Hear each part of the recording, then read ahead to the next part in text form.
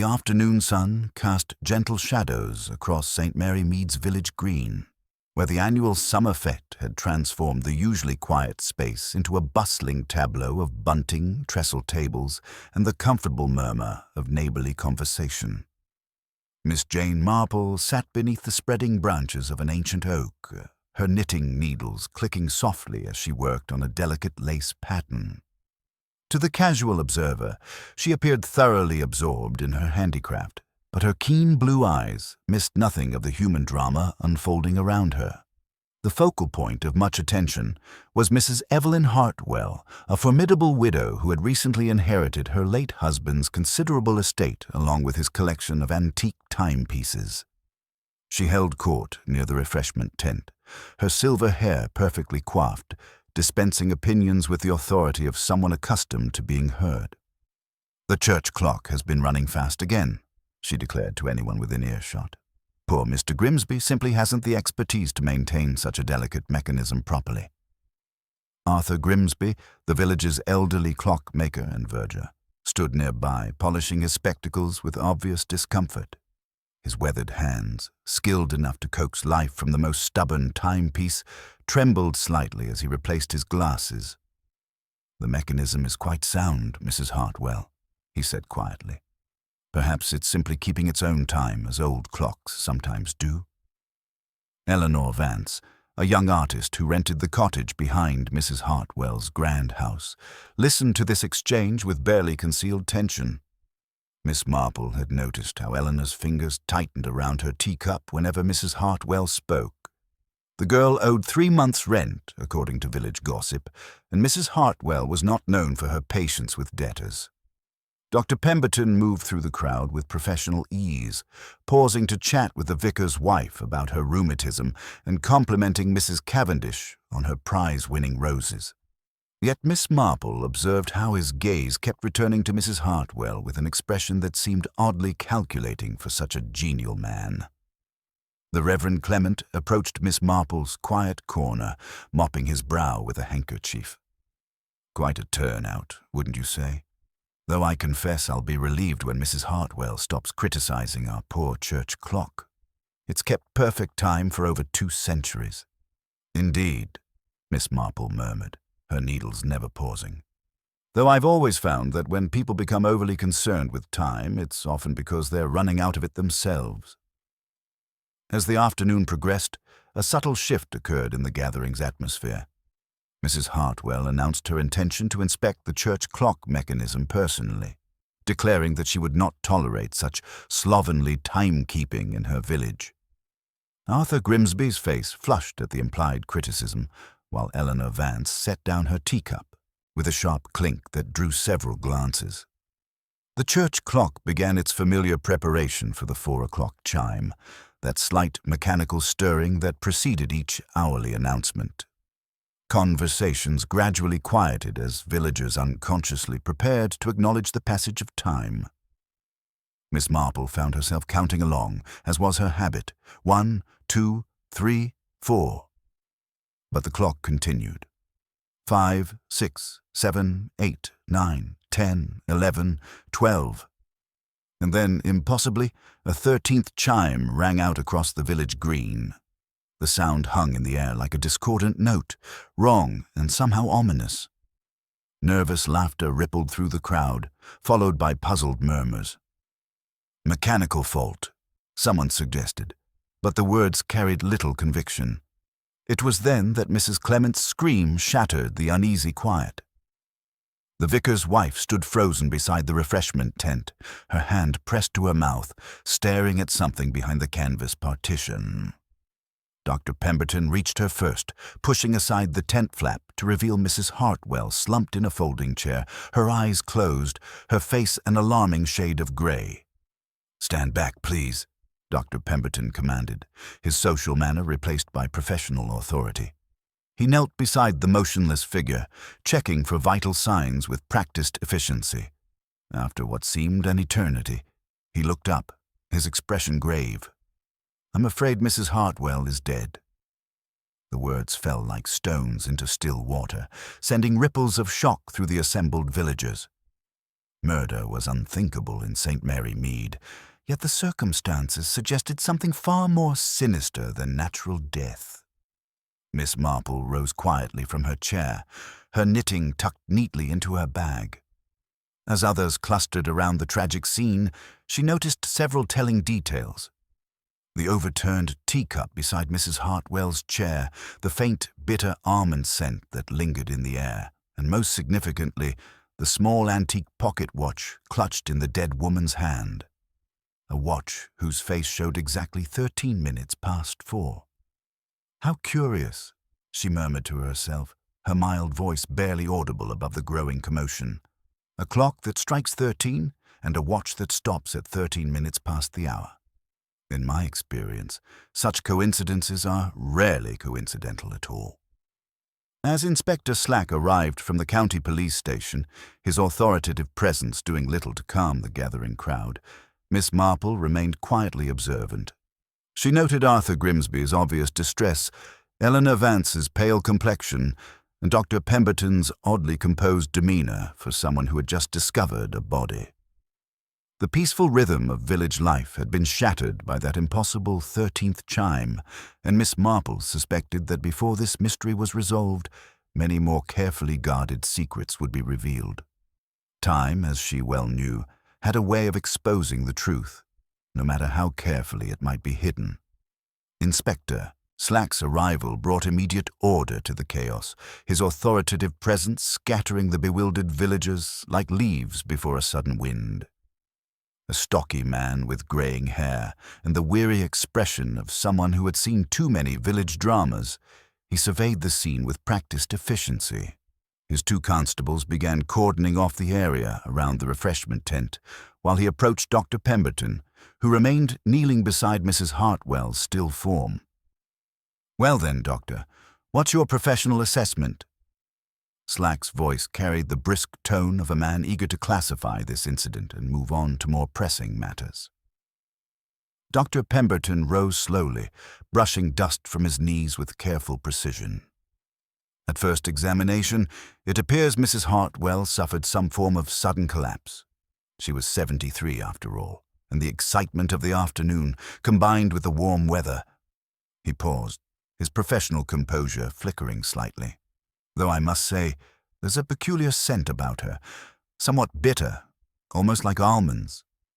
Miss Marple, who had positioned herself near enough to observe without appearing intrusive, noticed how Dr. Pemberton's hands trembled almost imperceptibly as he spoke.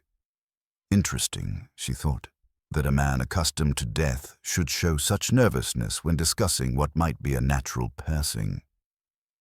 "Almonds?" Inspector Slack's attention sharpened. "You're suggesting poison." "I'm suggesting nothing definitive without proper examination," Dr. Pemberton replied quickly. "The scent could have any number of explanations. Perhaps something she'd eaten, or even her perfume." Arthur Grimsby, who had been hovering at the tent's edge like a guilty schoolboy, stepped forward with obvious reluctance. "Inspector, about the church clock. I must explain that such a malfunction is simply impossible under normal circumstances. The striking mechanism is designed for 12 chimes only. For it to strike 13 would require deliberate tampering." This revelation sent a ripple of unease through the remaining crowd. Inspector Slack made a note with obvious satisfaction. "Tampering, you say? And who would have access to this mechanism?" "Well, myself primarily, and the vicar, of course." "But, Inspector, I would never." Arthur's voice cracked with emotion. "Mrs. Hartwell was difficult, yes, but I'm not a violent man. Besides, if I'd wanted to prove the clock's reliability, making it malfunction would hardly serve my purpose." Miss Marple found herself nodding slightly at this logic. In her experience, guilty parties rarely drew attention to their own supposed failures unless there was a deeper strategy at work. Eleanor Vance, who had been standing apart from the main group, suddenly spoke up, her voice tight with suppressed emotion. "Mrs. Hartwell wasn't just difficult. She was vindictive. Do you know she was planning to evict me from my cottage? 3 months behind on rent, she claimed, though she knew, perfectly well I'd been waiting for payment from a gallery in London. The young woman's pale complexion had taken on an almost translucent quality, and Miss Marple observed how her fingers worked nervously at the paint stains on her skirt. "So you had reason to resent the deceased," Inspector Slack noted, his pen moving rapidly across his notebook. "Half the village had reason to resent her," Eleanor shot back. "She was planning to have Mr. Grimsby dismissed. She'd threatened to speak to the bishop about the church maintenance, and everyone knows about the loan she made to Dr. Pemberton for his new motor car." Dr. Pemberton's composed expression flickered at this mention, and Miss Marple noticed how his gaze darted briefly toward Eleanor before fixing on some distant point beyond the crowd. Mrs. Clement, still shaken by her discovery of the body, approached the group hesitantly. "Inspector, I should mention that Eleanor was helping serve tea when it happened, though there was that brief period when she went to fetch more sugar from the church kitchen." "And who else had access to Mrs. Hartwell's refreshments?" Slack inquired. "Well, Mabel Pierce and I were managing the tea service," Mrs. Clement replied. "Mrs. Hartwell was quite particular. She demanded a fresh cup because she said the first was stewed, and she always took 3 lumps of sugar, never 2 as some people claim." Miss Marple, who had been quietly observing this exchange, noticed something that seemed to escape the others' attention. Near Mrs. Hartwell's overturned teacup, a few grains of sugar had been ground into the linen tablecloth. Upon closer inspection, these crystals seemed to possess an unusual sparkle, quite different from ordinary sugar's dull sheen. "How curious," she murmured to herself, though her mild voice carried just far enough to draw a sharp glance from Dr. Pemberton. The pocket watch clutched in Mrs. Hartwell's hand drew Inspector Slack's attention next. He lifted it carefully with his handkerchief, frowning at the stopped hands. 13 minutes past 4, he read aloud. "Rather coincidental, wouldn't you say? The clock strikes 13, and her watch stops at 13 minutes past the hour." Arthur Grimsby examined the watch chain with professional interest. "That's one of her collection pieces. 18th century, if I'm not mistaken. But look here, Inspector. There's a fresh bend in this link near the clasp, as if it had been handled roughly, or perhaps grasped tightly in a moment of distress." As the afternoon wore on, the fete's cheerful atmosphere dissolved entirely. Bunting sagged forgotten, prizes remained unclaimed, and the carefully arranged displays stood abandoned. Villagers gathered in small clusters, their voices hushed with speculation and fear. Murder was an unthinkable concept in St. Mary Mead, yet the circumstances suggested something far more sinister than natural death. Miss Marple listened to the fragments of conversation that drifted past her quiet observation post. Mrs. Price Ridley declared it must be the work of an outsider. No one from their village could commit such an act. Miss Hartnell whispered about divine judgment, while Mr. Benham muttered darkly about modern doctors being too free with their prescriptions. And she was always so particular about her clock collection, she overheard one elderly lady confiding to another. Wouldn't let anyone touch those timepieces except her nephew Julian when he visited from London. Such a devoted young man, always so interested in her antiques. This casual mention caught Miss Marple's attention. She had not heard of any nephew, and in a village the size of St. Mary Mead, such family connections were typically common knowledge. Dr. Pemberton, meanwhile, had been consulting quietly with Inspector Slack about the proper procedures for handling the body. "I'll sign nothing until the coroner has been informed," he stated firmly. "Though I must say the circumstances are most unusual." "Unusual how?" Slack pressed. "Well, Mrs. Hartwell consulted me just last week about some chest pains, but she seemed in excellent health today. Quite vigorous in her criticisms, as Mr. Grimsby can attest. Not at all like someone on the verge of cardiac failure." As the church clock chimed the half-hour with its normal, measured tones, a stark contrast to the earlier, impossible 13th strike, Inspector Slack closed his notebook with a decisive snap. "Right then. I'll need formal statements from everyone who had contact with Mrs. Hartwell today. The body will be moved to the vestry pending the coroner's examination, and I'll want a thorough look at that clock mechanism." The crowd began to disperse under Slack's direction, but Miss Marple remained quietly in place, her sharp eyes noting who spoke to whom, who avoided eye contact, and who seemed most eager to leave the scene. In her long experience of human nature, she had learned that the truth often lay not in what people said, but in what they carefully avoided saying. As the last of the villagers drifted away, leaving only the official investigators and a few helpers to clear the abandoned fate, Miss Marple reflected on the afternoon's revelations. A clock that struck 13, a watch stopped at 13 minutes past the hour, and a woman known for her precision and control dying in the most imprecise and uncontrolled circumstances imaginable. The irony would not have been lost on Mrs. Hartwell herself had she been alive to appreciate it.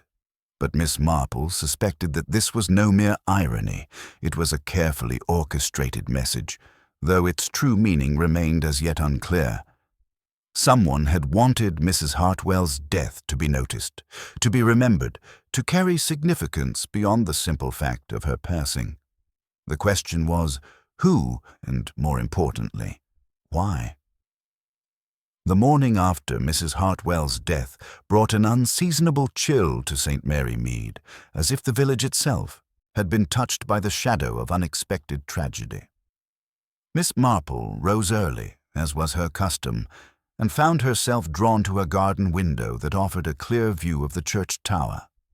The clock face showed the correct time, its hands moving with their usual precision, yet something about its familiar presence now seemed different, almost accusatory in the grey dawn light. She had spent a restless night pondering the events of the previous afternoon, her mind returning repeatedly to those curious details that others seemed to dismiss as mere coincidence. The 13th chime, the stopped watch, the bitter almond scent that Dr. Pemberton had mentioned. Each element suggested careful planning rather than spontaneous action. In her long experience of human nature, Miss Marple had learned that such theatrical gestures usually concealed deeper motives. A gentle knock at her door interrupted these reflections. She opened it to find Arthur Grimsby standing on her doorstep, his usually neat appearance disheveled, his eyes red-rimmed with sleeplessness. The clockmaker, who could manipulate the most intricate mechanisms with steady precision, now trembled as he clutched his hat. "Miss Marple," he began hesitantly, "I hope you'll forgive the early hour, but I find myself in need of someone to talk to, someone who might understand the impossibility of my situation." She invited him in for tea, noting how his hands shook as he accepted the delicate china cup. "It's about the church clock," he said finally. "Inspector Slack examined it thoroughly last evening, and I was right. Someone had indeed tampered with the mechanism. A small wedge had been inserted into the striking train, forcing it to continue beyond the normal 12 chimes." Miss Marple set down her cup with careful deliberation. "And this tampering would require considerable expertise?" "That's just it. It wouldn't. Anyone with basic knowledge of clockwork could have managed it. A few minutes alone with the mechanism, a small piece of wood or metal wedged precisely into the escapement, and the deed would be done." Arthur's voice grew increasingly agitated. "But Miss Marple, the real horror is that Inspector Slack seems convinced I'm the most likely culprit. After all, who else would have both the knowledge and the access?" "Yet you've already pointed out the logical flaw in that reasoning," Miss Marple observed gently. "If you wish to prove the clock's reliability, sabotaging it would hardly serve your purpose. Besides, in my experience, guilty parties rarely draw attention to their own supposed failures unless there's a deeper strategy at work." Arthur nodded gratefully, some of the tension leaving his shoulders. After he departed, looking somewhat comforted by their conversation, Miss Marple decided to take her usual morning walk through the village. The streets seemed unusually quiet, with residents hurrying about their business while avoiding lingering conversations. The cheerful atmosphere of the previous day's fete had been replaced by an undercurrent of suspicion and unease. By mid-morning, official confirmation arrived through the village constable. Dr. Pemberton's suspicions about poison had proved correct. The preliminary tests revealed cyanide, explaining both the bitter almond scent and Mrs. Hartwell's rapid collapse. This news sent fresh ripples of fear through the community, transforming what might have been natural death into deliberate murder. Miss Marple found herself drawn to the cottage behind Mrs. Hartwell's house where Eleanor Vance lived. The young artist was in her small garden, mechanically deadheading roses with a distracted air. Her easel stood abandoned nearby, a half-finished landscape growing dry in the morning air. "Good morning, my dear," Miss Marple called softly over the garden fence. Eleanor looked up, startled, then managed a wan smile. "Oh, Miss Marple, I'm afraid I haven't been sleeping well. The police were here until nearly midnight, searching through everything. They seemed particularly interested in my art supplies. Apparently, certain pigments contain compounds that might be dangerous if misused." "Indeed, I confess I know little about artistic materials. Prussian blue, for instance, contains cyanide compounds. Quite harmless when used properly, but Inspector Slack seemed to think—" Eleanor's voice trailed off, and she turned back to her roses with renewed vigor. "And did they find anything of concern?" "They took several tubes of paint for testing, though I've barely touched most of them in months." Eleanor paused in her work, her expression growing troubled. "Miss Marple, there's something else. Something I didn't mention to the police because it seemed so insignificant at the time." Miss Marple waited patiently, having learned that the most important revelations often came after such hesitant preambles. "Yesterday morning, before the fete, I saw someone leaving Mrs. Hartwell's house through the back garden. They were carrying what looked like a small bag or case. I only caught a glimpse through my kitchen window, and by the time I looked properly, they were gone." "Could you identify this person?" Eleanor shook her head. The distance was too great, and they were partially hidden by the hedge. But they moved with purpose, as if they knew exactly where they were going. And Miss Marple, they came from the direction of Mrs. Hartwell's study, where she kept her clock collection. This information sent a small thrill of recognition through Miss Marple's consciousness. She had suspected that Mrs. Hartwell's death was connected to her obsession with timepieces, and now Eleanor's observation seemed to confirm this intuition. Her next stop was the village post office, where Miss Powlett presided over both the mail service and the unofficial information exchange of St. Mary Mead. "Terrible business, Miss Marple," she declared without preamble. "And now we've got reporters coming down from London, asking all sorts of impertinent questions. One of them was particularly interested in Mrs. Hartwell's family connections." "Oh, I wasn't aware she had much family left." "Neither was I, until yesterday. Apparently there's a nephew, Julian Hartwell, who's been quite regular in his correspondence with his aunt. Lovely handwriting, always used expensive stationery. He wrote just last week, mentioning he'd be visiting soon to discuss some family business." Miss Marple felt another piece of the puzzle click into place. "And has this nephew arrived in the village?" Miss Powlett lowered her voice conspiratorially. "That's just the thing. No one's seen hide nor hair of him. But Mrs. Hartwell did mention to Mrs. Clement that she was expecting someone important yesterday afternoon, after the fete." Later, as Miss Marple made her way past the church, she encountered Dr. Pemberton emerging from the vestry with his medical bag. "Miss Marple," he greeted her with professional courtesy, "I've just completed another examination at Inspector Slack's request. The cyanide appears to have been administered in crystalline form, mixed with sugar. Quite clever, really. It would have dissolved quickly in hot tea, masking both taste and appearance until it was too late." "How distressing. And Mrs. Hartwell noticed nothing unusual?" "That's the curious thing.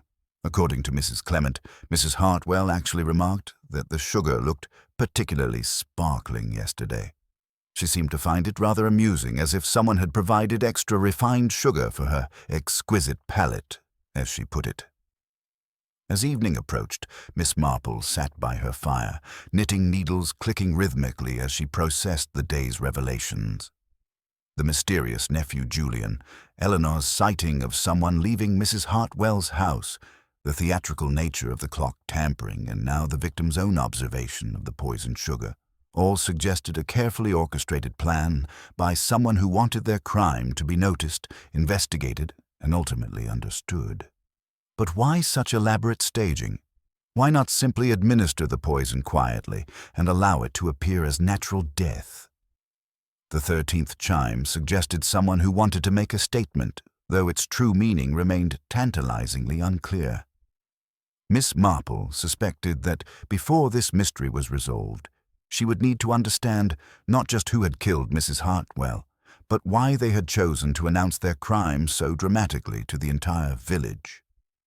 The morning following Mrs. Hartwell's death brought Inspector Slack to the vicarage with renewed determination, having spent the night reviewing witness statements and physical evidence.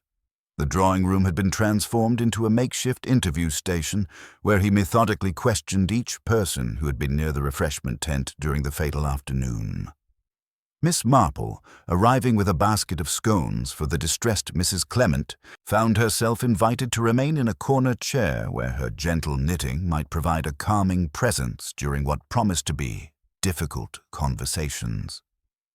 Mabel Pierce appeared first, her usual brisk efficiency somewhat diminished by obvious anxiety. She recounted her role in managing the tea service with characteristic precision, yet Miss Marple noticed how her fingers trembled slightly as she described the sugar arrangements. "We prepared 2 bowls," Mabel explained, "one with ordinary sugar, one with the refined crystals Mrs. Hartwell preferred. When she complained about her first cup being stewed, I personally prepared a fresh pot and measured 3 lumps of the refined sugar myself." "And during this preparation you were alone with the sugar?" Inspector Slack pressed. "Only briefly, while I searched for the proper tongs, the small silver ones with the scalloped ends. Mrs. Hartwell was quite particular about such details."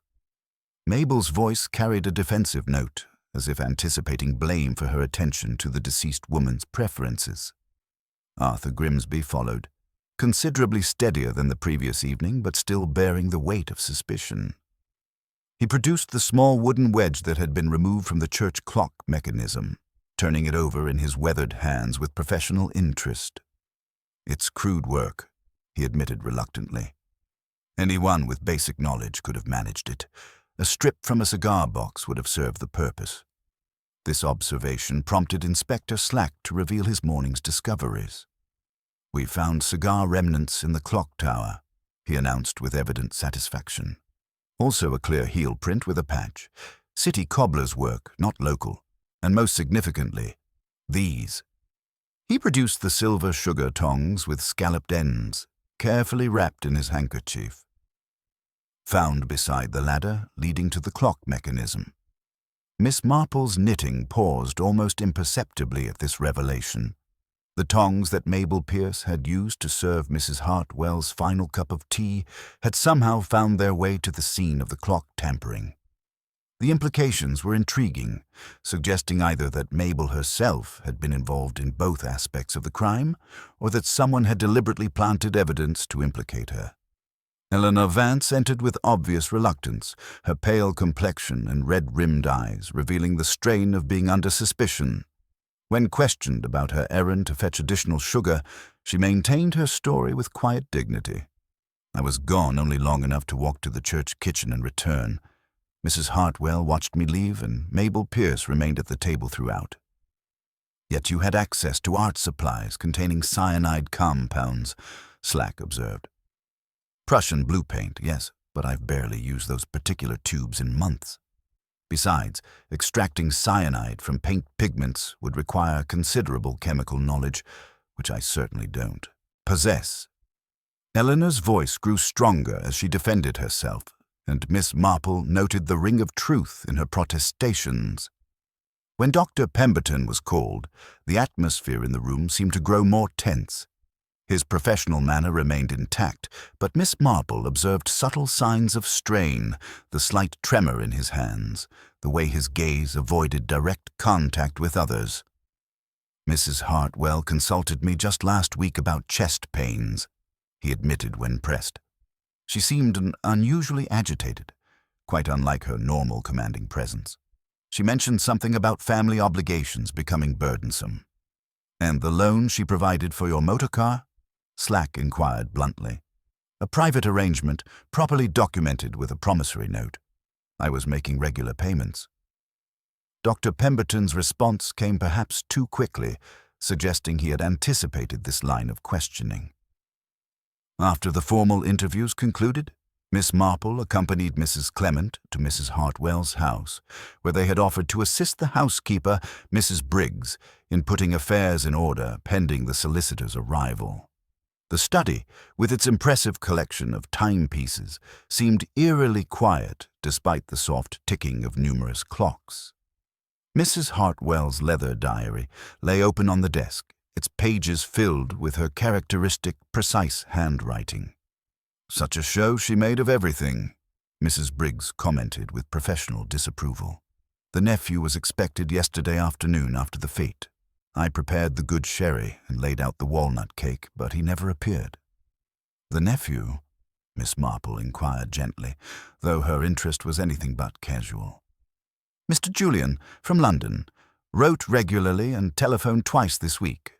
A charming gentleman, always so interested in her clock collection." Mrs. Briggs paused, consulting her mental inventory.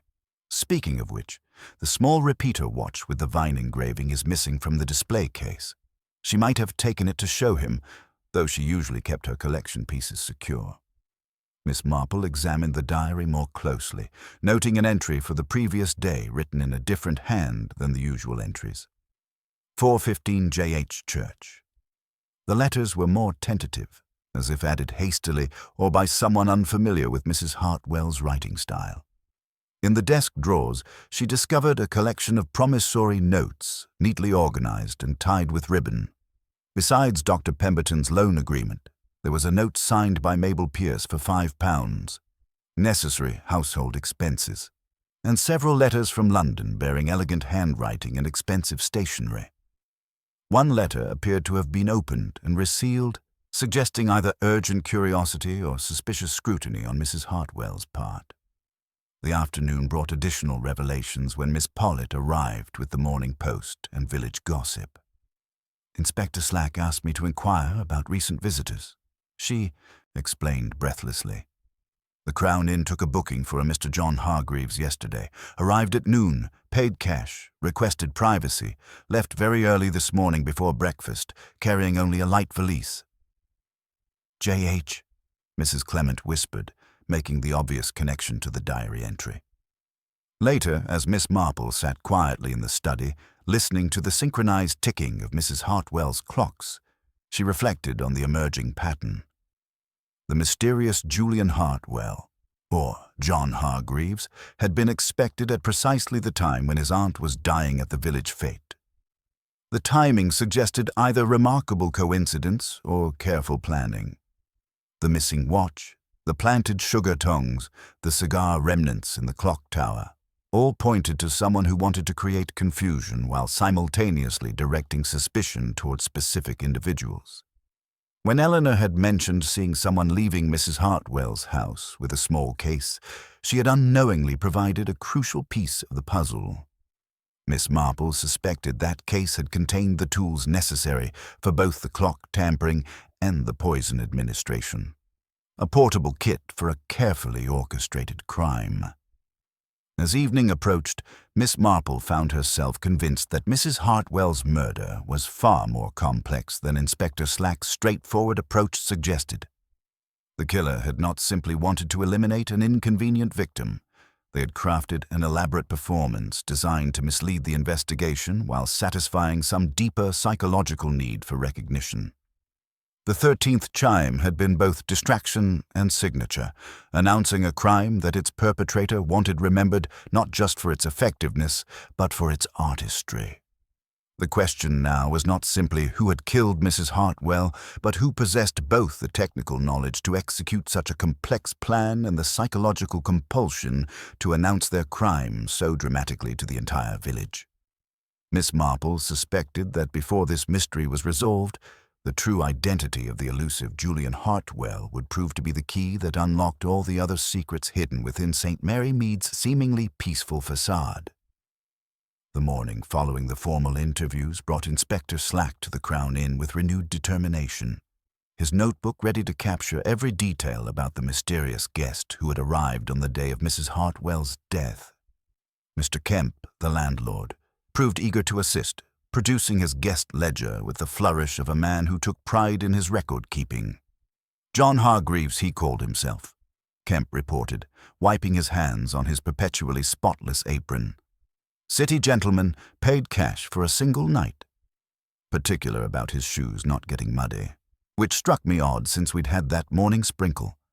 Black shoes they were, good quality, with a little patch on the heel. Smoked thin cigars, the expensive sort that look like thick matchsticks. Asked twice for directions to the church tower, then left before dawn without taking breakfast. Inspector Slack noted each detail with satisfaction, particularly when Kemp produced a forgotten item from beneath the reception desk. Left this behind, old newspaper and some sort of catalogue about clocks. The pamphlet bore dog-eared pages and a marked illustration of a vine-engraved repeater watch that seemed remarkably similar to the timepiece Mrs. Briggs had described as missing from Mrs. Hartwell's collection. While Slack pursued this promising lead, Miss Marple found herself drawn to the church kitchen, where Mrs. Clement was methodically reorganizing the tea service from the fatal afternoon. The sugar bowls sat neatly aligned on the wooden counter, their porcelain gleaming in the morning light. Miss Marple's gentle fingers lifted the bowl marked "refined," turning it to examine the base where delicate monogramming caught the light. "How curious," she murmured, studying the initials E.H. etched beneath the glaze. One would not expect the church service to bear Mrs. Hartwell's personal monogram. Mrs. Clement peered over her shoulder, then gasped softly. "Oh dear, I never noticed. Mabel must have brought this from Mrs. Hartwell's house, when we discovered we were short a proper bowl. The vicar's set has that dreadful chip." She mentioned that Mrs. Hartwell had insisted on providing her own refined sugar to avoid any complaints about quality. This revelation sent a small thrill through Miss Marple's consciousness. If both the sugar and the bowl had originated at Mrs. Hartwell's house, the opportunity for tampering might have occurred well before the fete began, making the crime far more premeditated than anyone had suspected. The afternoon brought Mr. Latimer, Mrs. Hartwell's solicitor, a thin man with precise mannerisms and the weary expression of someone accustomed to delivering unwelcome news. He settled at the study desk where Mrs. Hartwell's affairs lay in neat array, adjusting his spectacles before speaking. "There is a rather significant matter," he began with measured reluctance. "Mrs. Hartwell had requested my presence yesterday afternoon to execute a new codicil to her will. We were to meet at 4:30, immediately following the fete. This codicil would have substantially altered her estate's disposition. The house was to form a charitable trust, the clock collection destined for museum donation, with Mr. Julian Hartwell receiving only a modest annuity rather than the principal inheritance. The implications hung heavy in the study's quiet air. Under the existing will, Julian inherited everything outright, making Mrs. Hartwell's death at precisely the moment it would prevent this disinheritance seem far more than coincidental. Miss Marple, who had been quietly observing from her corner chair, lifted her gaze to the diary entry that had puzzled her. "You are familiar with Mr. Julian's handwriting, I presume?" "Quite familiar. He writes with distinctive flourishes, rather large capitals. Most elegant." Mr. Latimer examined the notation more closely. Though this entry bears no resemblance to his usual script. The letters are small, uncertain, quite unlike his confident hand. As the solicitor departed, Eleanor Vance appeared at the door, her face pale but resolute. She approached Miss Marple with obvious reluctance, extending her gloved hand to reveal a small glass vial with crystalline residue clinging to its sides. "I found this hidden behind my easel," Eleanor explained, her voice tight with controlled fear. "Someone placed it there deliberately. I would have noticed such an obvious intrusion during my regular work. The police will see this as confirmation of their suspicions about my art supplies. But Miss Marple, I've never seen this vial before in my life. Miss Marple examined the container without touching it, noting its professional quality and the precise way the cork had been fitted. The planted evidence suggested a methodical mind, someone who understood both police procedure and the value of creating obvious suspects to deflect attention from the true perpetrator. Later, while assisting Mrs. Briggs with the inventory of Mrs. Hartwell's effects, Miss Marple learned more about the missing timepiece. The vine-engraved repeater was her particular pride, Mrs. Briggs explained. Kept it in a special case with its own alarm system, a delicate tripwire connected to a bell in her bedroom. She was that protective of her collection, especially after that gentleman from the London auction house showed such interest last spring. Mrs. Clement, who had joined them for tea, suddenly brightened with recollection. "Speaking of small details, there's something that's been troubling me since yesterday. When I found Mrs. Hartwell, she was clutching that pocket watch, yes, but there was something else caught between her fingers, something small and metallic that glinted in the light. Perhaps a key or charm. I was so distressed at the time, and then Dr. Pemberton arrived, and in all the confusion it seemed to disappear." As evening settled over St. Mary Mead, Miss Marple reflected on the day's accumulating evidence. The monogrammed sugar bowl suggested premeditation extending back to Mrs. Hartwell's own household. The codicil revelation provided compelling motive for the mysterious Julian, while the planted vial indicated a sophisticated attempt to frame Eleanor. The missing watch, with its elaborate security system, suggested theft as a possible secondary motive, while the small metallic object Mrs. Clement remembered might be the key to understanding how the crime had been accomplished.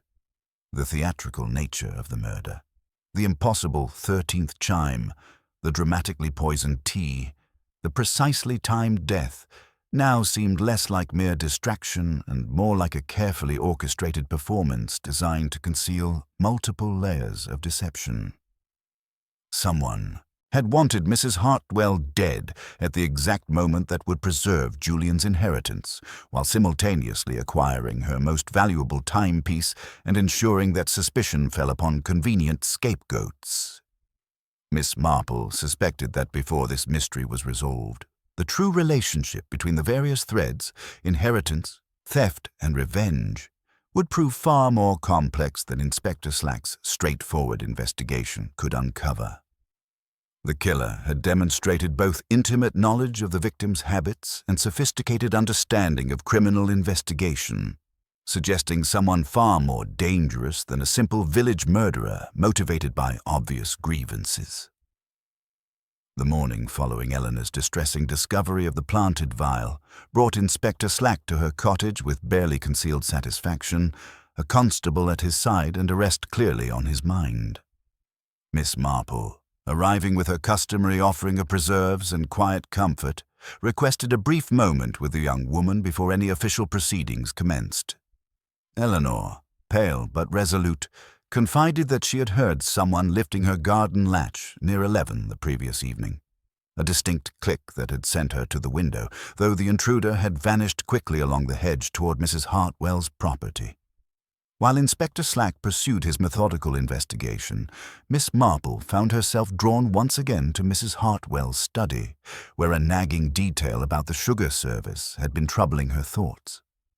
She examined the monogrammed bowl that Mabel Pierce had used for the refined sugar, turning it carefully to study the delicate EH initials etched beneath the glaze.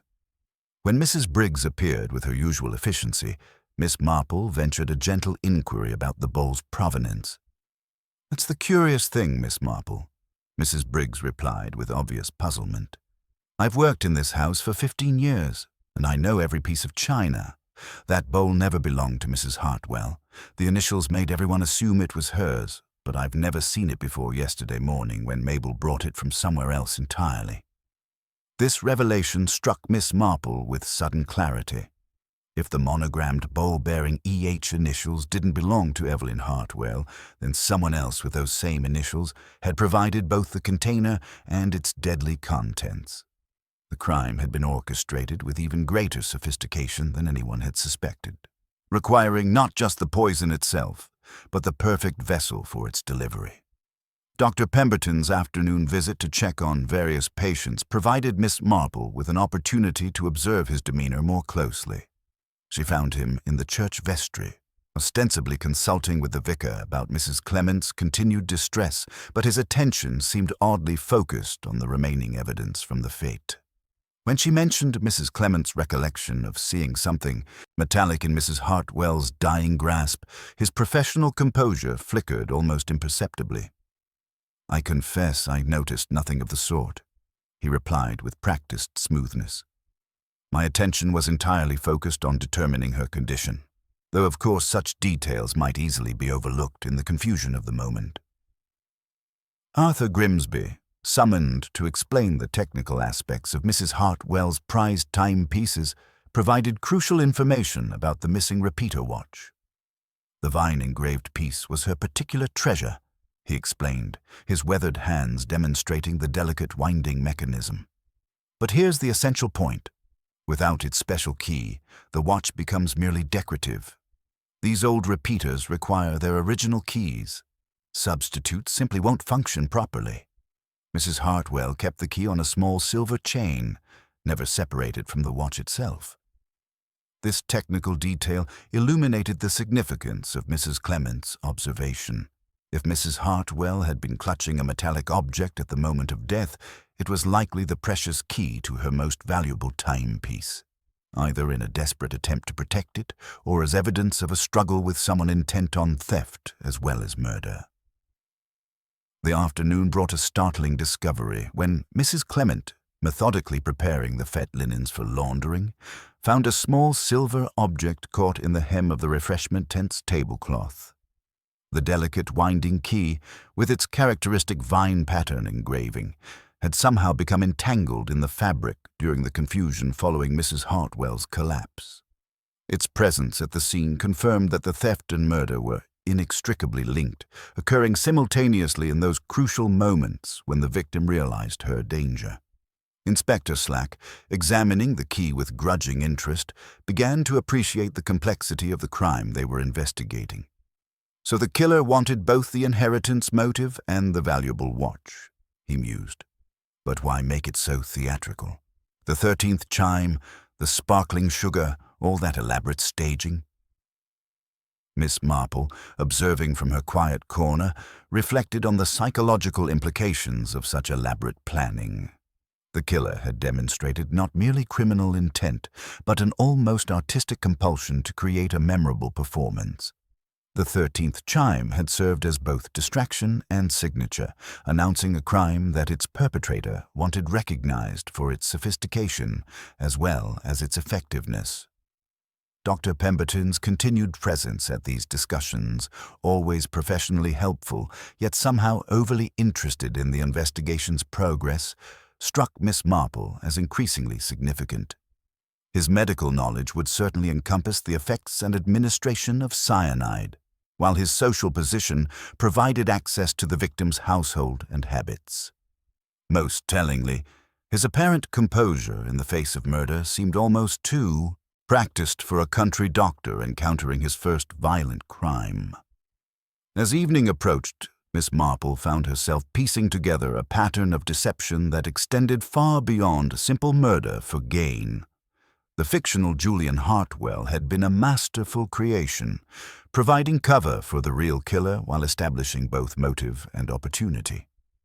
The systematic planting of evidence, the vial behind Eleanor's easel, the monogrammed bowl with misleading initials, the carefully staged watch theft, suggested someone with intimate knowledge of each potential suspect's circumstances and vulnerabilities. The killer had crafted a puzzle designed to confound conventional investigation while satisfying their own psychological need for recognition. Yet in their very sophistication, they had left subtle traces that revealed their true identity to anyone observant enough to notice. The professional quality of the deception, the medical precision of the poison's administration, and the calculated manipulation of evidence all pointed toward someone whose skills and access had made such an elaborate crime possible. Miss Marple suspected that the murderer had been hiding in plain sight throughout the investigation, their helpful cooperation and professional expertise serving as perfect camouflage for their guilt. The question now was not simply who had killed Mrs. Hartwell, but how to prove it when the killer had demonstrated such sophisticated understanding of criminal investigation and human psychology. The 13th chime had indeed announced a crime worthy of remembrance, though perhaps not in the way its perpetrator had intended. The morning following the discovery of the silver key brought Mr. Latimer back to St. Mary Mead with news that would transform the entire investigation. His face bore the expression of a man who had discovered an uncomfortable truth, and he wasted no time in sharing his findings with Inspector Slack and the assembled villagers. "I've been corresponding with an impostor," he announced with professional embarrassment. "My inquiries in London have revealed that the real Julian Hartwell departed for Australia 6 months ago on extended family business. The elegant handwriting that characterized months of recent letters changed abruptly 3 weeks ago, becoming cramped and uncertain.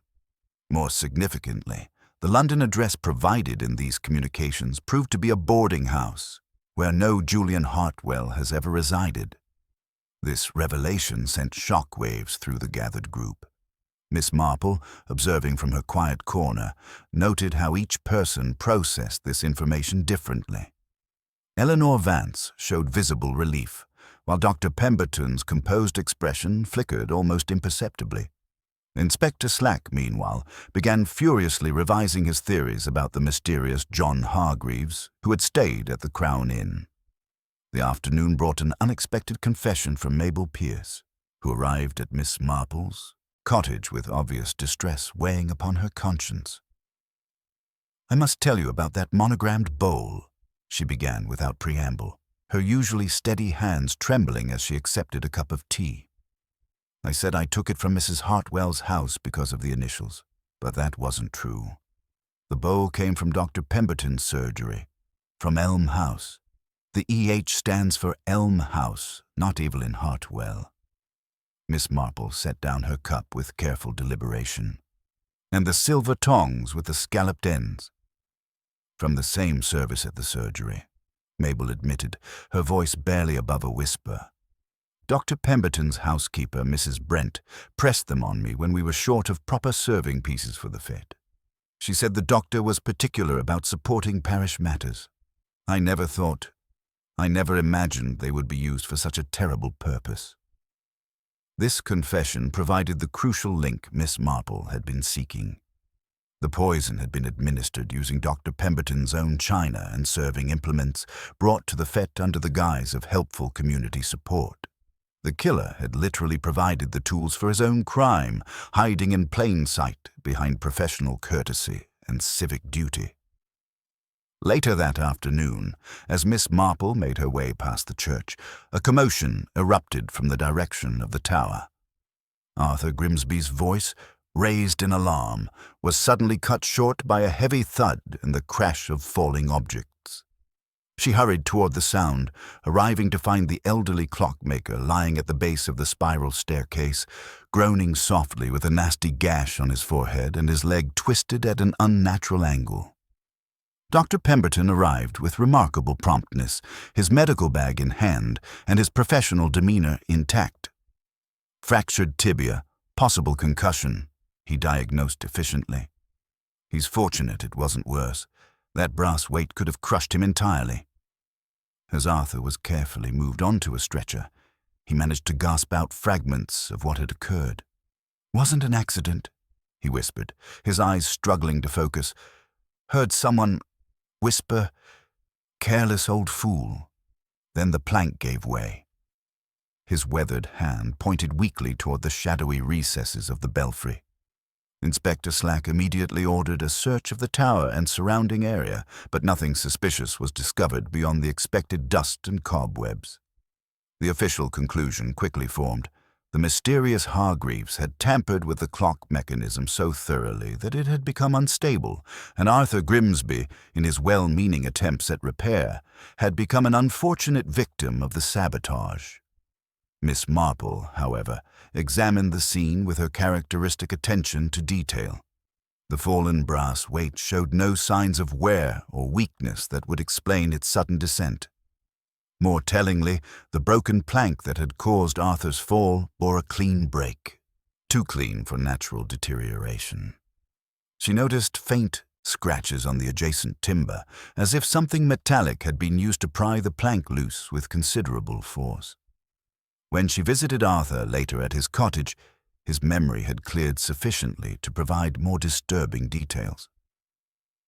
"I was checking the main winding mechanism," he explained, still shaken by his ordeal. The voice was quite distinct, a whisper, but clear enough. "Careless old fool," they said, just before the plank gave way. It sounded almost like Mrs. Hartwell herself, though that's impossible, of course. The phrase struck Miss Marple as particularly significant. Someone had deliberately mimicked the deceased woman's characteristic manner of speech, suggesting intimate familiarity with her personality and habits. This wasn't the work of a panicked criminal trying to cover his tracks, but rather a calculated attempt to eliminate a potential witness while maintaining the fiction of accidental misfortune. Dr. Pemberton's behavior throughout these events continued to strike Miss Marple as oddly composed for someone supposedly uninvolved in the crimes. His medical responses were professionally appropriate, yet somehow too rehearsed, lacking the natural variations that typically characterized genuine reactions to unexpected emergencies. Most tellingly, his arrival at the scene of Arthur's accident had been remarkably prompt, as if he had been nearby and prepared for just such an eventuality. As evening settled over St. Mary Mead, Miss Marple reflected on the accumulating evidence. The fictional Julian Hartwell had been a masterful creation, providing both motive and cover for the real killer. The systematic use of his own medical equipment to administer the poison demonstrated remarkable audacity, while the staged accident involving Arthur Grimsby revealed a willingness to commit additional violence to protect the original deception. The killer had crafted an elaborate performance designed to confound conventional investigation while satisfying their own psychological need for recognition. Each theatrical element, the impossible 13th chime, the sparkling poisoned sugar, the precisely timed death, and now the whispered threat in the bell tower, revealed someone who wanted their crimes remembered not just for their effectiveness, but for their sophistication. Miss Marple suspected that Dr. Pemberton's very expertise in both medicine and human psychology had made such an elaborate deception possible, but it had also left subtle traces that only the most observant investigator would notice. The question now was not whether he was guilty, but how to prove it when he had demonstrated such careful preparation and professional knowledge of criminal investigation. The 13th chime had indeed announced a crime worthy of remembrance, though perhaps not in the way its perpetrator had intended. The time had come for a more direct approach to unmasking St. Mary Mead's most dangerous resident. The morning following Arthur Grimsby's disturbing accident found Miss Marple presenting herself at Elm House under the entirely reasonable pretext of inquiring after the injured clockmaker's condition. Mrs. Brent, Dr. Pemberton's capable housekeeper, welcomed her with the relief of someone grateful for sympathetic company during trying times. As they settled in the polished hallway, Miss Marple's observant eye noted several telling details: a single black walking stick in the umbrella stand, and most significantly, a pair of freshly polished shoes bearing a discreet patch on the right heel, precisely the sort of city repair that Mr. Kemp at the Crown Inn had described with such satisfaction. "The doctor has been most particular lately," Mrs. Brent confided as she prepared tea, her voice carrying undertones of concern. "Locked his study up tight and taken the key with him, which isn't his usual way at all. He's always been so trusting, leaving everything accessible for patients who might need urgent attention.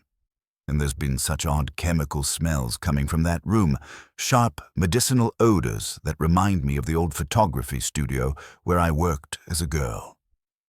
When Miss Marple gently inquired about the monogrammed sugar bowl that had caused such confusion, Mrs. Brent's explanation provided the crucial connection they had been seeking.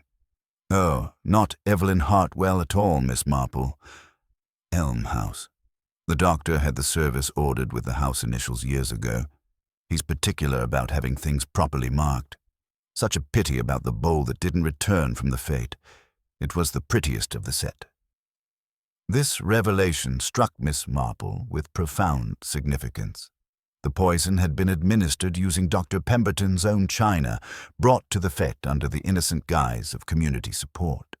The killer had literally provided the tools for his own crime, hiding behind professional courtesy and civic duty. Mrs. Brent continued with obvious unease. "There's something else troubling me. Yesterday evening, after the doctor returned from seeing poor Mr. Grimsby, I found him washing his hands most thoroughly. Not the usual medical washing, but scrubbing with carbolic soap as if he'd been handling something particularly contaminated. When I asked if everything was well, he mentioned examining some tainted equipment, but his manner was most peculiar." Later that afternoon, Miss Marple found herself drawn to make a more direct approach. Claiming a slight indisposition, a perfectly plausible complaint for an elderly lady, she presented herself at Dr. Pemberton's surgery during his quiet evening hours. He received her with characteristic professional courtesy, his consulting room a study in polished respectability with its leather chairs and antiseptic scents. "Thank you, Doctor," Miss Marple began, settling into the offered chair while her keen eyes noted every detail of the room. "I confess, it is not entirely my health that troubles me, but rather the unsettling events of recent days. Poor Arthur Grimsby, for instance. Such a shocking accident, though he seems quite convinced it was deliberate, hearing a voice just before his fall. Dr. Pemberton's response came perhaps too quickly. The poor fellow is still suffering from concussion effects, Miss Marple. His mind is naturally playing tricks on him." "Indeed," she agreed mildly, her gaze drifting toward a handsome grandfather clock in the corner, its brass pendulum bearing intricate floral engravings. Though it is curious how certain phrases lodge in one's memory. He mentioned hearing "careless old fool." One can almost hear Mrs. Hartwell herself, can't one? So particular she was about everything. A barely perceptible muscle tightened in Dr. Pemberton's jaw. Mrs. Hartwell certainly had a distinctive way with words. Miss Marple continued her gentle probing. "I was thinking about that sparkling sugar at the fete. Mrs. Clement mentioned that Mrs. Hartwell actually commented on how unusual it looked, almost as if she found it amusing. Such a strange detail to notice just before." She allowed the sentence to hang delicately in the air. Dr. Pemberton's composure flickered almost imperceptibly, a faint flush rising to his neck. A trivial observation, surely. Women often notice such things. "Perhaps," Miss Marple conceded, then shifted her approach with characteristic precision. Mrs. Hartwell was never one to overlook details concerning her possessions. That beautiful repeater watch with the vine engraving, for instance. Such a distinctive pattern. Her eyes returned meaningfully to the grandfather clock's ornate pendulum. The effect was immediate and telling. Dr. Pemberton's gaze darted involuntarily toward the clock, then his hand moved to his waistcoat pocket in an almost unconscious gesture before being quickly withdrawn. The movement was subtle, but Miss Marple's trained eye caught the significance. He was checking for something he carried there, something precious and incriminating. "The winding key has been recovered, I understand," she continued conversationally. "Rather distinctive engraving, matching the watch itself." "A fortunate development," he replied, but his voice carried a strained quality that hadn't been present before. "Perhaps it will lead Inspector Slack to the real culprit." As Miss Marple prepared to take her leave, she delivered her final, gentle thrust. "Sometimes, Doctor, the most obvious solutions hide in plain sight, disguised by cleverness and theatrical flair. Like a clock that strikes 13 when everyone expects only 12. The silence that followed was broken only by the steady ticking of the grandfather clock, the same measured rhythm that had announced Mrs. Hartwell's death with that impossible 13th chime. Dr. Pemberton's carefully maintained professional mask had finally developed the first crucial cracks, revealing glimpses of the calculating intelligence beneath. Miss Marple departed with the quiet satisfaction of someone who had just administered the most delicate of tests and observed the most revealing of reactions. The vine pattern on Dr. Pemberton's clock, his unconscious gesture toward his pocket, and his increasingly strained responses had provided the final confirmation she required. The theatrical murderer, who had orchestrated such an elaborate performance, was about to discover that his most appreciative audience had been far more perceptive than he had ever imagined. The time had come for the final act of this carefully choreographed drama, though the conclusion would be quite different from what its principal performer had so meticulously planned.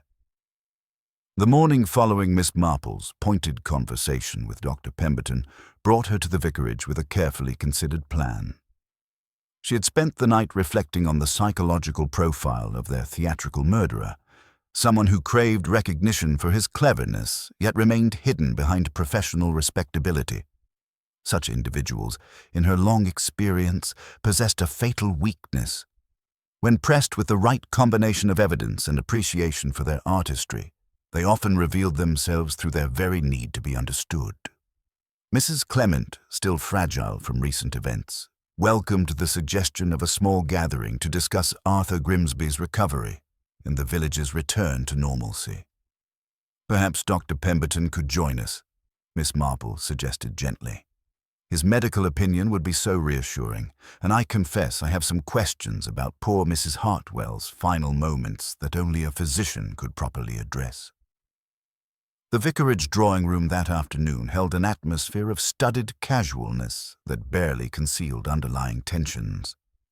Dr. Pemberton arrived punctually, his professional demeanor intact, but somehow more rigid than usual. Eleanor Vance had been invited as well, her presence serving to remind everyone of the investigation's ongoing uncertainties. Inspector Slack, summoned ostensibly for an update on Arthur's condition, completed the carefully chosen assembly. Miss Marple began with seemingly innocent observations about the remarkable nature of the crime they had witnessed. "Such theatrical flair," she mused, her knitting needles clicking softly. "The impossible 13th chime, the sparkling sugar that caught Mrs. Hartwell's attention, even that curious timing with the expected visitor who never appeared. It suggests someone who wanted their work to be remembered, don't you think, Doctor?" Dr. Pemberton's response came with practiced smoothness. "Criminal psychology is fascinating, certainly. The need for recognition often proves to be a murderer's downfall." "Indeed," Miss Marple agreed, her mild gaze meeting his directly. "I was particularly struck by Mrs. Hartwell's comment about the sugar looking particularly sparkling. Almost as if she found it amusing, as if someone had provided something special for her refined palate. A rather cruel irony, wouldn't you say?" The doctor's teacup rattled almost imperceptibly against its saucer. "Irony seems an odd word to apply to such tragic circumstances." Miss Marple continued her gentle probing. "Perhaps, but there's something almost artistic about the whole affair. Take the choice of poison, for instance. Cyanide with its distinctive almond scent. Except, of course, that some people cannot detect that scent at all. A genetic peculiarity that occurs in perhaps 10% of the population. If one knew that Mrs. Hartwell was among that unfortunate minority, it would make the poison's use particularly efficient." Dr. Pemberton's professional composure flickered noticeably. His medical knowledge would certainly encompass such genetic variations, and Miss Marple's observation had struck uncomfortably close to the truth. "And then there's the matter of the missing watch," she continued conversationally. "Such a distinctive piece with that vine engraving. I couldn't help but notice, Doctor, that your grandfather clock bears remarkably similar decorative work. The same flowing pattern, the same attention to botanical detail. Almost as if they were created by the same craftsman or chosen by someone with very particular aesthetic preferences." The color drained from Dr. Pemberton's face as he realized the implications of her observation. His hand moved unconsciously toward his waistcoat pocket before he caught himself, but Miss Marple's trained eye had noted the gesture with satisfaction. Inspector Slack, finally beginning to grasp the direction of the conversation, leaned forward with renewed interest. "Doctor, about that sugar service from your surgery, the monogrammed bowl that Mabel Pierce brought to the fete. Rather convenient that it was available when needed, wouldn't you say?" "Community cooperation," Dr. Pemberton replied, but his voice carried a strained quality that hadn't been present earlier. "Mrs. Brent was happy to assist with the parish event." Miss Marple nodded thoughtfully. "Of course, though it does raise interesting questions about timing and preparation. The poisoned sugar would have required careful measurement, precise knowledge of Mrs. Hartwell's preferences, and access to her usual serving pieces. Someone with medical training would understand exactly how much cyanide to use, and someone familiar with her habits would know she always demanded 3 lumps of the refined variety." The silence that followed was broken only by the steady ticking of the vicarage clock. Dr. Pemberton sat frozen, his carefully maintained professional mask finally beginning to crack under the weight of Miss Marple's relentless logic. "There's one more thing," she added softly, producing a small object from her knitting bag. "Arthur Grimsby, despite his injuries, insisted on examining your grandfather clock when it was moved to the vestry for safekeeping. His trained eye noticed something that others might have missed: a small compartment behind the pendulum weight, just large enough to conceal a precious object." She unwrapped the tissue paper to reveal the vine-engraved repeater watch, its surface gleaming in the afternoon light. The very timepiece that went missing from Mrs. Hartwell's collection. "Hidden so cleverly in your own clock, Doctor, as if you couldn't bear to be separated from such a beautiful prize." Dr. Pemberton stared at the watch with an expression of mingled horror and fascination, his psychological need to possess beautiful objects finally exposed. The elaborate performance he had orchestrated, the careful planning, the theatrical flourishes, all had been undone by his inability to resist keeping a trophy of his crime. The game was finally up, and in the growing silence of the vicarage drawing-room, Miss Marple prepared to deliver the final, devastating revelation that would bring this elaborate deception to its inevitable conclusion. The sight of the vine-engraved repeater watch in Miss Marple's palm seemed to drain every vestige of color from Dr. Pemberton's face. For a long moment, the only sound in the vicarage drawing-room was the steady ticking of the mantel clock, that same measured rhythm that had counted down to Mrs. Hartwell's death with its impossible 13th chime. His carefully maintained professional composure cracked like ice under sudden pressure, and Miss Marple observed with quiet satisfaction how his hand moved instinctively toward his waistcoat pocket before freezing in mid-gesture. "You recognize it, of course," she said gently, her mild voice carrying the weight of absolute certainty. "Such distinctive engraving, the same vine pattern that decorates your grandfather clock. Mrs. Hartwell was quite particular about her timepieces, wasn't she? She would never have parted with this willingly." Dr. Pemberton's mouth opened and closed soundlessly, like a man struggling to breathe. Inspector Slack leaned forward with renewed interest, his notebook ready, while Eleanor Vance gripped the arm of her chair with white-knuckled intensity. "The curious thing," Miss Marple continued conversationally, "is how someone with such medical precision, such careful planning, could not resist keeping a trophy. But then, vanity has always been the downfall of the clever criminal. You simply couldn't bear to let such a beautiful object disappear into evidence, could you?" "You don't understand," Dr. Pemberton said suddenly, his voice cracking with desperate pride. "It was never meant to be ordinary murder. Mrs. Hartwell appreciated artistry, precision. She would have understood the elegance of what I accomplished, if only she could have lived to see it completed." Miss Marple's knitting needles paused in their gentle rhythm. "Tell us about the elegance, Doctor. Help us understand what Mrs. Hartwell would have appreciated." The dam of his self-control finally burst completely. "The timing, Miss Marple, everything depended on absolute precision. She was scheduled to meet with Latimer at 4:30 to sign that dreadful codicil. Julian needed his inheritance preserved, but more than that, I needed her to die at the exact moment when the 13th chime would announce the completion of my masterpiece. Julian Hartwell, Inspector Slack interjected grimly, the nephew who never existed. My greatest creation, Pemberton replied with fevered satisfaction. Months of careful correspondence, establishing his character, his interests, his devotion to his dear aunt's clock collection. I studied her preferences, learned her weaknesses, discovered her genetic inability to detect cyanide's bitter almond scent. When the real Julian departed for Australia, it provided the perfect opportunity to assume his identity for the final performance. Eleanor found her voice, trembling with suppressed emotion. But why frame me? Why plant that vial behind my easel? You were the obvious suspect, my dear, he said with chilling matter-of-factness. Your financial difficulties, your access to art supplies containing cyanide compounds, your presence at the crucial moment. I needed Inspector Slack to have clear alternatives while I remained safely in the background, offering helpful medical expertise. Miss Marple nodded with quiet understanding. And the monogrammed sugar bowl, the silver tongs found near the clock tower? Every detail carefully orchestrated, he confirmed, his eyes bright with perverse pride. The EH initials that everyone assumed belonged to Evelyn Hartwell when they actually marked my own surgery's china. I provided the very implements of her death through Mabel Pierce's innocent cooperation. The tongs I planted later to connect Arthur with both the sugar service and the clock tampering.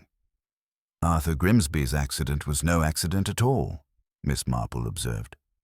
Pemberton's expression darkened. The old fool was asking too many technical questions about striking mechanisms. When he mentioned examining the church clocks more thoroughly, I realized he might discover evidence I had overlooked. The brass weight was easily loosened, the plank deliberately weakened. Even then, I couldn't resist a theatrical touch, whispering in Mrs. Hartwell's voice just before he fell. And the 13th chime itself. A signature, Miss Marple. A dramatic announcement that this was no common crime, but a work of art. I visited the tower during morning prayers, when everyone was safely occupied below. A simple wooden wedge, carefully positioned to force the striking mechanism beyond its normal cycle. The cigar I smoked while working, an affectation, perhaps, but one that seemed appropriate for such a momentous occasion. Inspector Slack closed his notebook with a decisive snap. Dr. Marcus Pemberton, I arrest you for the murder of Mrs. Evelyn Hartwell and the attempted murder of Arthur Grimsby. As the constables moved forward, Pemberton's final words carried a note of almost pitiful satisfaction. She would have appreciated the artistry, Miss Marple. The precision, the timing, the beautiful irony of a woman obsessed with punctuality, dying at precisely the moment that preserved her fictional nephew's inheritance. If only she could have lived to understand the perfection of what I accomplished. The drawing room fell silent as he was led away, leaving only the steady ticking of the vicarage clock to mark the passage of time. Miss Marple carefully rewrapped the vine-engraved watch, reflecting on how the killer's very sophistication had ultimately betrayed him. His need to be recognized, to be appreciated for his cleverness, had overcome every instinct for self-preservation. In the days that followed, St. Mary Mead gradually returned to its peaceful routine, though the memory of Dr. Pemberton's elaborate deception would linger for years to come. Eleanor Vance, cleared of all suspicion, received a commission from a London gallery that finally provided the financial security she had desperately needed. Arthur Grimsby recovered sufficiently to resume his duties, though he remained somewhat more cautious around church clock mechanisms. The mysterious John Hargreaves was revealed to have been Pemberton himself, using the Crown Inn as his base of operations while maintaining his alibi as the helpful village doctor. Miss Marple, resuming her quiet observations from her garden chair, reflected on the curious psychology of a man who had confused artistry with cruelty, precision with murder. Dr. Pemberton had created an elaborate performance designed to showcase his cleverness, but in the end, it was his very need for recognition that had exposed his guilt. The 13th chime had indeed announced a crime worthy of remembrance, though not in the way its perpetrator had intended. The village clock tower continued its faithful timekeeping, striking the hours with reliable precision, its impossible 13th chime now nothing more than a memory of how human nature, in all its complexity and darkness, could transform even the most peaceful communities into stages for the most elaborate deceptions. Sometimes, Miss Marple mused as her knitting needles resumed their gentle rhythm, the most dangerous criminals were those who believed their evil could be transformed into art through sufficient sophistication and planning. But time, as always, had a way of revealing the truth, no matter how cleverly it might be disguised.